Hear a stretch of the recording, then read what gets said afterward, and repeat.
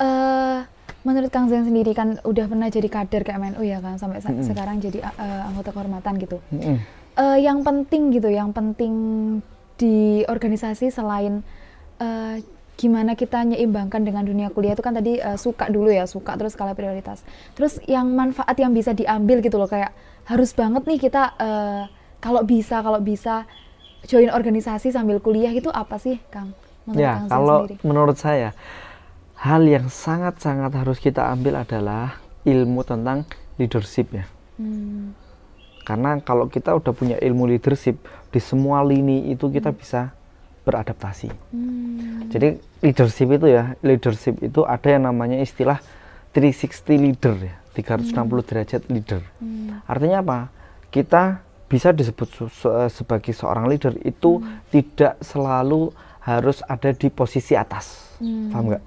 Ya, jadi ketua oke lah disebut sebagai leader, oke, benar ya. Tapi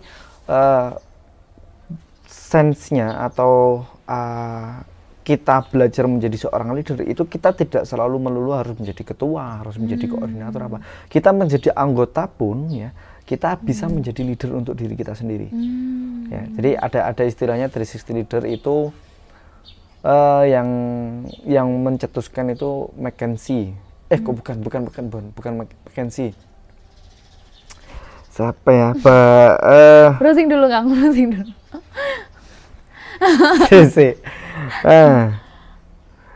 Jadi itu apa ya? Bapak kepemimpinan sih. 360 John Maxwell ya, itu benar. John Maxwell. Ya, jadi kalau misalkan kita menjadi seorang pemimpin pada saat di posisi bawah, artinya adalah bagaimana kita menjadi pemimpin, kita berarti harus membantu orang yang ada di atas kita. Itu menjadi salah satu sikap kita menjadi seorang leader. Ya. Jadi kita sebagai anggota itu kita tidak melulu menunggu diperintah. Iya, benar. Itu. Ini sangat menarik ya buat saya, karena saya jadi tahu, oh, seorang leader itu berarti tidak melulu dia harus menjadi ketua. Iya. Anggota pun juga sudah bisa harus mulai bisa menumbuhkan rasa-rasa seorang leader. Ya, itu menurut saya yang paling penting dari suatu organisasi. Berarti kalau ya intinya leader itu bukan cuma yang berada di posisi tertinggi ya Kang. Misal kita hanya sebagai anggota dalam suatu divisi atau kepanitiaan gitu ya, selama kita bisa memposisikan diri sebagai anggota yang baik ya, mungkin ya itu tadi tidak apa-apa tidak nunggu diperintah, terus paham tugasnya apa aja, cepet terus lah geraknya cepat. Itu sebenarnya sejatinya kita udah jadi leader untuk diri kita sendiri. Untuk diri kita sendiri. Karena apa? Karena kita membantu orang lain, kita memudahkan orang lain. Siapa sih yang nggak seneng kalau misalkan ketua nih atau kita sebagai koordinator kita anggotanya satset. Siapa yang nggak seneng coba ya kan? Ngerasa sangat terbantu ya Kang. Jadi tugas seorang pemimpin itu dia juga akan tugas seorang pemimpin yang ada di atas ya, itu akan sangat-sangat terbantu dengan adanya anggota yang seperti itu. Benar. Itu ilmu saya, itu yang waktu itu saya bacakan, oh iya benar juga ya. Jadi ini memang penting untuk sepantaran kita pun ya, anggota sepantaran kita itu juga kita, jadi kan 360 derajat ya, 360 derajat kan berarti dari semua sudut ya, semua sudut itu kita bisa menjadi seorang pemimpin, dari atas, tengah, bawah, kanan, kiri, semua bisa.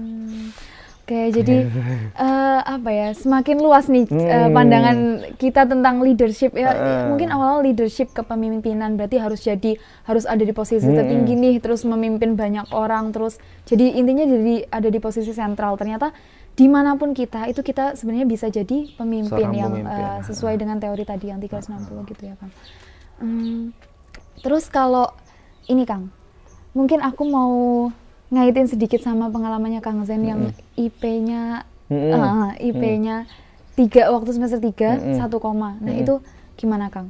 Ya, jadi itu menurut saya itu adalah karena suatu banyak kegiatan, maksudnya banyak organisasi yang diikutin, terus kebetulan jadi pemimpin di banyak organisasi itu. Jadi gini ya, jadi itu ceritanya menarik ya. Waktu itu intinya ada satu acara, ini menjadi satu pengalaman buat saya. Ada satu acara yang dimana itu kalau misalkan acara itu nggak ada saya, itu dia nggak akan jalan. Ini adalah salah satu hal yang menurut saya itu tidak baik. Karena ya itu tadi, kalau misalkan kita terjadi seperti ini, berarti pengkaderan kita tidak berhasil. Ya benar-benar. Ya, pengkaderan kita tidak berhasil. Nah waktu itu ya ceritanya gara-gara itu ya. Jadi waktu itu juga ceritanya waktu UTS. Ya. Jadi UTS. Ya UTS, terus setelah itu ada acara itu, waktu itu UTS-nya ini mata kuliahnya yang ini saya juga ngulang gitu kan. Ya, jadi ngulang. Terus saya waktu itu memutuskan untuk tidak UTS dan ya bener aja nilainya ya jadi tambah jelek gitu. Padahal udah matkul ngulang tapi iya, ternyata ngulang, nilainya tambah jelek lagi. Nah itu adalah salah satu hal yang menurut saya menjadi pengalaman berharga ya. Saya tidak menyalahkan hal tersebut karena memang ya itu salah saya gitu. Jadi kalau misalnya kita sudah tahu kalau itu salah, berarti kan kita harus mengevaluasi itu kan. Akhirnya dengan adanya hal tersebut saya evaluasi. Oh ini berarti kalau ada acara nggak bisa semua saya yang handle gitu. Ini juga penting untuk kader-kader KMNU yang sekarang. Jangan semuanya dipegang kamu kadif, semua, kadif semua. Jadi untuk anggota malah nggak tahu dia harus ngapain. Iya, nggak tahu harus ngapain. Itu apa ya? Nggak baik sih. Karena apa? Kalau misalkan itu tadi, kalau misalkan nggak ada dia, jadinya malah nggak jalan acaranya.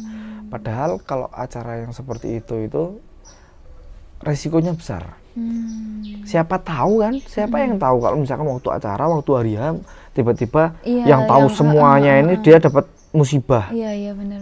Siapa yang tahu kalau misalkan udah terjadi seperti itu, apa yang harus dilakukan?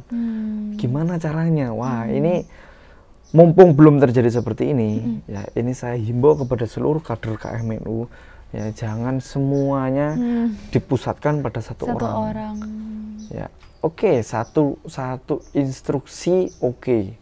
Ya, tapi semua itu harus diturunkan kepada yang lain. Jadi kaderisasinya harus berhasil. Dan saya yang sukanya di KMNU itu, kita itu alumninya itu masih dilibatkan. Iya, benar.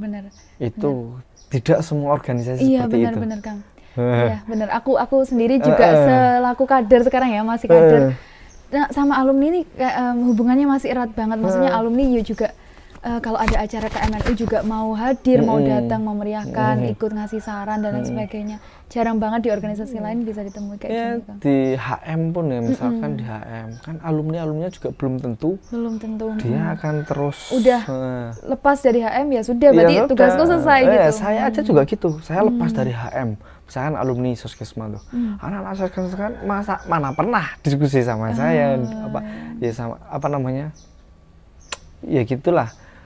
Ya di Kasaks pun saya mulai pengen coba untuk membentuk hal yang sama seperti KMNU ya.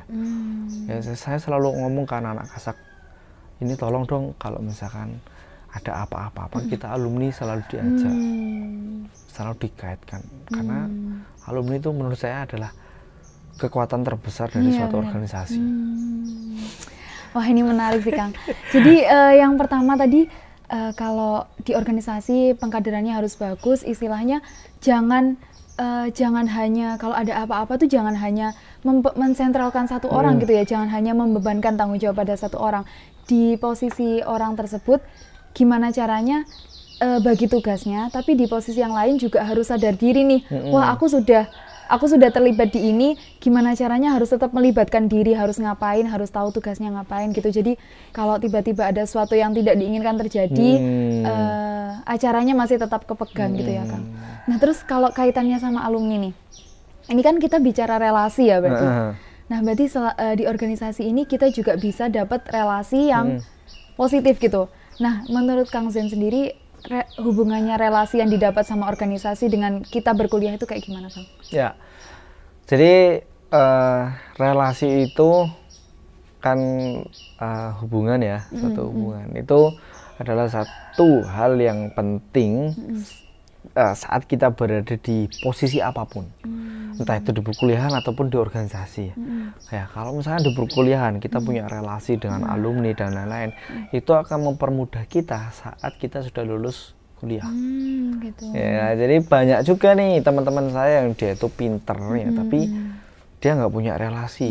Jadi setelah lulus bingung mau ngapain. Tapi kalau misalkan punya relasi, ya kita punya relasi teman baik. Intinya misalkan dia udah kerja di sini lah.